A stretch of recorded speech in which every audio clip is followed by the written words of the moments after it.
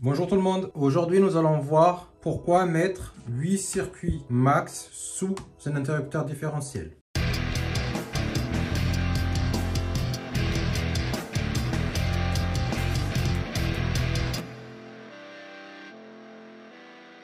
Pour ce petit tutoriel très rapide, je vais vous expliquer le plus simplement possible pourquoi faut-il mettre 8 circuits max sous un interrupteur différentiel. Pour l'électricien aguerri, c'est une évidence. Par contre, pour les bricoleurs et quelques électriciens, c'est une norme inutile. Aujourd'hui, je vais vous expliquer l'une des raisons pourquoi on met que 8 circuits max sous un interrupteur différentiel. Que ce soit un interrupteur différentiel tétrapolaire, mono, le principe sera le même. On va prendre un peu d'exemple. Imaginons que sous un interrupteur différentiel 30 mA comme ici, vous avez 4 disjoncteurs divisionnaires. Ici, 4 disjoncteurs divisionnaires.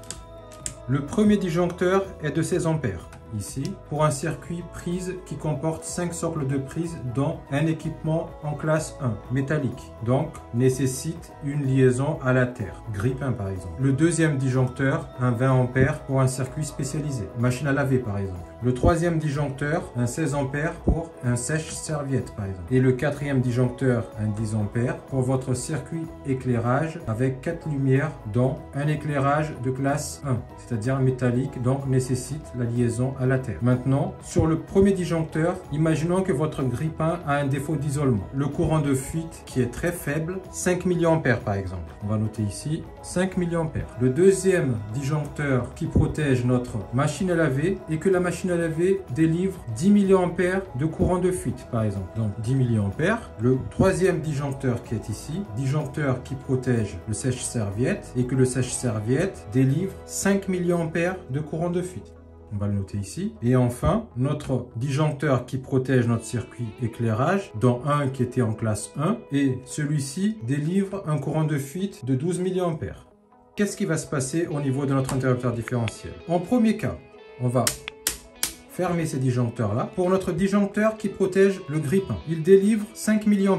Quand vous allez toucher le grille-pain, vous n'allez rien sentir. Mais par contre, il y a toujours ce 5 mA de courant de fuite. Votre interrupteur différentiel, il ne va rien voir non plus. Pour lui, le fonctionnement est normal, il n'y a pas de souci. Maintenant, on va lever notre disjoncteur qui protège notre circuit spécialisé qui est notre machine à laver. Lui, il délivre 10 mA. Il n'y a pas de souci non plus pour notre interrupteur différentiel. Vous allez ressentir quelques contractions musculaires, mais rien de grave. Votre interrupteur différentiel, lui, il ne va pas réagir non plus. Pourquoi? Parce qu'il va recevoir que 15 mA. Vous voyez bien entendu ce que je veux en venir. Maintenant, on va lever notre disjoncteur qui protège notre sèche-serviette. Lui, il a un courant de fuite de 5 mA. Donc 5 mA, notre interrupteur différentiel, il ne va pas se déclencher. Mais par contre, il y a toujours 5 mA qui circulent à la terre. Et enfin, pour le quatrième disjoncteur, notre circuit éclairage, lui, il a un courant de fuite de 12 mA. Dès qu'on va monter le disjoncteur, notre interrupteur différentiel, lui, il va se déclencher. Pourquoi? Parce que si on additionne 5 mA plus 10 mA, ça fait 15 mA, plus 5 mA, ça nous fait 20 mA, plus 12 mA, ça fait 32 mA de courant de fuite. Or, le seuil de déclenchement de notre interrupteur différentiel est de 30 mA. Donc, l'ensemble de nos courants de fuite dépasse les 30 mA. De ce fait, notre interrupteur différentiel va se déclencher. Donc, je pense que vous avez compris mon raisonnement. En additionnant les courants de fuite sur l'ensemble des circuits alimentés par votre interrupteur différentiel, c'est-à-dire le courant de fuite du premier disjoncteur qui est 5 mA, plus le courant de fuite du deuxième disjoncteur 10 mA, plus le courant de fuite du troisième disjoncteur 5 mA et du quatrième 12 mA, fait déclencher notre interrupteur différentiel. À cette étape de la vidéo, je pense qu'il y a beaucoup de personnes qui regardent cette vidéo qui, dans ce cas-là, vont directement comprendre et résoudre leur problème du déclenchement intempestif de leur interrupteur différentiel. Donc, je les invite à s'abonner à la chaîne car je mettrai une vidéo très prochainement qui explique en détail cette situation et quelles solutions on peut apporter afin afin d'identifier le problème pour le déclenchement intempestif d'un différentiel. Maintenant, je pense que vous avez compris la raison pourquoi on met 8 circuits max sous un interrupteur différentiel. Imaginez maintenant que vous avez, comme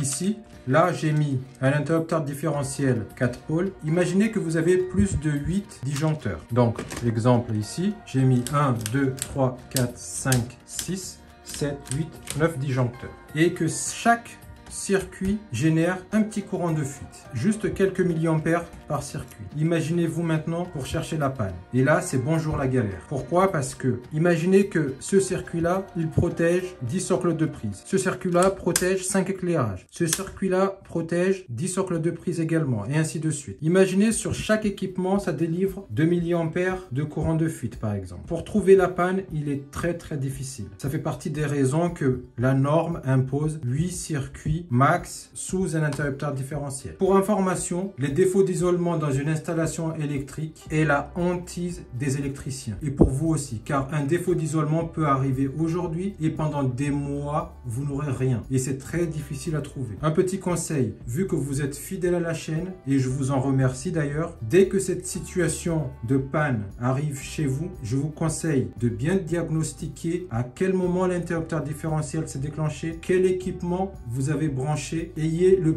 plus de détails possible. S'il le faut, notez-les. Ça peut arriver que ça ne vient pas de l'équipement que vous venez de brancher, mais autre chose. Et enfin, si le problème n'est pas résolu, faites appel à un électricien en faisant plusieurs devis. Ce qu'il faut savoir, c'est que beaucoup d'électriciens ne savent pas trouver une panne suite à un défaut d'isolement. J'espère que cette vidéo vous a plu. Je vous dis à très bientôt. Au revoir.